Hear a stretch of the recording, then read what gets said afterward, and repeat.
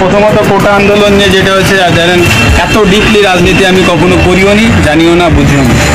যারা যে কমেন্ট করবে বা করছে আসলে ওগুলো তো আমার নিয়ন্ত্রণে নাই বা আমি তাদের কিছু বলতে পারবো না। তবে আমার রেসপেক্ট অবশ্যই ওনাদের করে।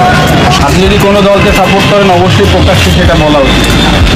আপনি বলবেন না, আপনি একদম অনেকেই আছে যে সাপোর্ট করে কিন্তু বলতে পারেন।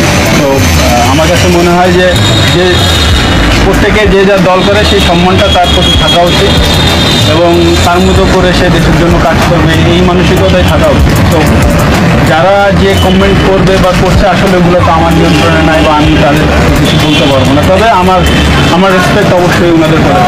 প্রথমত কোটা আন্দোলন নিয়ে যেটা হচ্ছে জানেন, এত ডিপলি রাজনীতি আমি কখনো করিও নি, জানিও না, বুঝিও না।